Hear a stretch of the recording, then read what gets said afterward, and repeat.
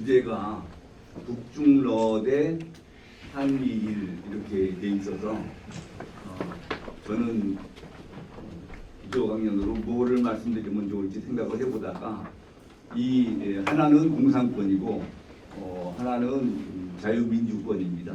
그래서 이 공산권과 자유민주권의 가장 큰 차이가 뭐냐? 죄형 법정주의가 적용이 되느냐 안 되느냐 그겁니다. 그래서 아주 상식적인, 저는 뭐 이게 본격적인 강의가 아니기 때문에 아주 상식적인 선에서만 소개를 해드리겠습니다. 그 죄형 법정주의라는 것은 뭐 잘 아시다시피 법률이 없으면은 범죄도 없고 형벌도 없다 그런 뜻입니다. 그러니까 사전에 뭐를 하면은 안 된다라고 어떤 처벌을 한다라고 법에 정해놔야 그에 맞춰서 이게 범죄가 좀 성립되고 처벌도 할 수 있다 이런 뜻입니다. 그러면은 이 죄형 법정주의가 어떤 의미가 있나? 이게 그 국가의 부당한 공권력 행사에 대해서 개인의 인권을 보호할 수 있는 이게 그 무기가 되는 겁니다. 이게 그런 정치입니다. 그러니까 자유민주 체제에서는 이런 죄형 법정주의가 엄격하게 적용되기 때문에 아무리 남의 비난을 받는 행위라고 하더라도 미리 법률에 형법전에 또 그런 형벌법전에 어떤 행위를 처벌한다라고 규정되어 있는 행위만 아니면은 아무리 사회적으로 도덕적으로 비난을 받는 행위들도 처벌이 되지 않습니다. 그래서 한미일에서는 죄형 법정주의가 엄격하게 적용이 되는데 북한, 러시아, 중국, 러시아에서는 그런 죄형 법정주의가 제대로 적용이 안 된다는 말씀을 우선 드립니다. 그러면은 죄형 법정주의는 사실은 소련 건국 이전부터 많은 나라에서 죄형 법정주의는 많이 실시가 되어 왔는데 왜 소련에서는 죄형 법정주의를 부정하게 됐나? 그게 1917년에 볼셰비키 혁명에 성공해가지고 소련이 건국이 됐는데 소련에서 이 형법전을 만들다 보니까 공산주의 혁명에 장애가 되는 행위를 세세하게 규정을 할 수가 없다고 본 거예요. 만일 공산주의 혁명에 장애가 되는 행위를 처벌을 해야 되는데 형법전에 그런 규정이 없다는 이유로 처벌을 못하게 되면은 공산주의 혁명이 성공하지 못할 수도 있기 때문에 저기서는 죄형 법정주의를 부정하고 저기서는 죄를 어떻게 규정하냐면은 공산주의 혁명에 장애가 되는 행위가 죄라고 그래요. 우리 자유민주 체제에서는 아까 말씀드린 것처럼 형벌법전에 이게 죄라고 규정이 돼 있어야만 그게 범죄가 되고 처벌도 할 수 있는데 그렇게 해놓으면은 공산주의 혁명에 장애가 되는 행위를 처벌하지 못하는 경우가 생길까봐 죄의 정의를 공산주의 혁명, 사회주의 혁명에 장애가 되는 행위는 일단 죄라고 하고 그러면 거기에 해당되는 규정이 없으면은 어떻게 처벌을 하냐? 처벌을 그러니까 형량을 얼마로 해야 되나 그런 거를 그래서 유추 해석을 전면적으로 해봅니다. 그 행위가 형벌법전에 그런 행위가 규정이 되어 있지 않으면은 가장 유사한 행위를 규정한 형벌로 처벌하는 겁니다. 그러니까 사회주의 국가 공산주의 혁명에 장애가 되는 행위가 되면은 일반적 성립 요건으로 범죄가 일단 성립이 되고 거기에 맞는 형벌 법규가 없으면은 가장 유사한 행위를 규정한 그 형벌 규정을 적용해서 처벌한다 이렇게 되어 있습니다.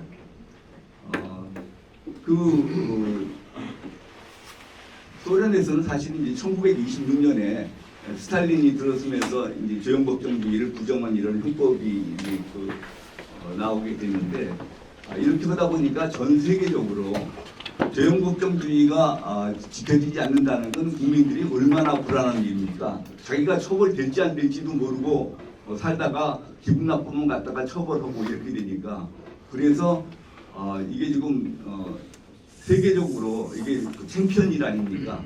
그래서 소련은 1960년에 그 재형법정주의를 포기를 했습니다. 포기를 했어도 자유민주 체제 같은 그런 완전한 재형법정주의가 적용되는 건 아니고 자유민주 체제 같은 이런 진짜 재형법정주의는 실질적 정의에 입각한 법률에 의해서 법률이 없으면 범죄도 되지 않고 처벌도 되지 않는다인데 쟤네들은 실질적인 정의에 부합하는지는 상관없이 그냥 법률이 없으면은 범죄도 없고 형벌도 없다. 그러니까 뭐든지 실질적 정의에 부합하든지 안 하든지 간에 우선 형벌 법규로 정에만 놓으면은 처벌할 수 있는 거, 그걸 형식적 재형법정주의라고 하는데, 그래서 사실상은 뭐 그걸 포기했다 하더라도 재형법정주의를 받아들였다 하더라도 자유민주 체제 같이 받아들여진 것은 아니다. 그 다음에 이제 그 중국이 뒤늦게 시작했다가 소련을 따라서 그걸 재형법정주의를 적용을 했는데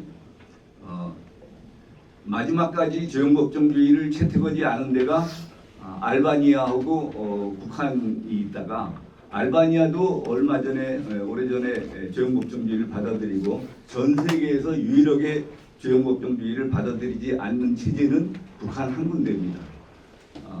그런데 지금 북한에서는 교과서에 형법을 뭐라고 규정을 했느냐면은 당과 수령이 만든 프롤레타리아 독재의 무기라고 이렇게 규정을 해놨습니다. 그래서 이 형법을 적용하는 데는 수령의 의지에 따라서 이 형법을 적용해야 된다. 이렇게 돼 있어요. 우리가 도저히 이해가 안 되는 거는 북한에는 형법 교과서가 하나밖에 없습니다. 우리나라는 형법 뭐 누가 쓰는 형법 뭐 책 이렇게 다 있는데 북한은 여러 책을 쓸 수가 없는 것이 수령의 의도에 따라서 형법을 적용해야 되기 때문에 수령의 의도와 다른 책을 쓸 수가 없어요. 그래서 북한 교과서를 보면은 시작이 우리나라 같으면은 형법 법률 조문을 먼저 써놓고 거기에 대한 해석을 쭉 하게 돼 있는데 북한에서는 위대한 수령님께서는 이렇게 교시하셨다 하고 그 다음에 형법 조문을 쓰고 거기에 대해 해설을 하게 돼 있습니다. 그래서 수령만이 형법을 해석해서 할 수 있기 때문에 교과서는 한 종류밖에 없다는 그런 말씀을 드립니다. 그리고 재형법정주의를 북한에서는 뭐라고 그러느냐? 이거는 부르주아 형법 이론이다. 그래서 이런 재형법정주의를 주장하는 것은 이 부르주아의 영합하려고 그러는 기회주의자들이다. 이렇게 규정을 하고 있습니다. 그래서 북한에서 재형법정주의를 주장을 하면은 지금은 완전히 그 반동범죄로 반혁명범죄로 처벌이 되게 되어 있습니다. 하여튼 한미일하고 또 북한, 중국, 러시아 이 양쪽 그룹이 대치를 하고 있는데 우리가 재형법정주의가 적용되는 체제에서 사는 게 낫겠는지 재형법정주의가 적용이 되지 않는 데서 아무 때나 잡아서 처벌할 수 있는 데에서 사는 게 좋겠는지 그거를 한번 다들 잘 생각해 보시기 바랍니다. 그러니까 지금 이해가 안 되실 텐데 이렇게 지금 우리나라를 침공하는 사람을 만나서 북한에서 그거를 옆에서 때려 죽였다, 찔러 죽였다.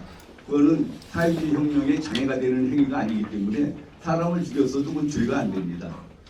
그러니까 이게 사회주의 혁명의 공산주의 국가 수립에 장애가 되는 행위냐 안 하느냐로 죄가 되냐 안 되느냐를 따진다는 거, 우리가 생각하는 법과는 법체계와는 전혀 다른다는 것을 이해해 주시기 바랍니다. 예, 감사합니다.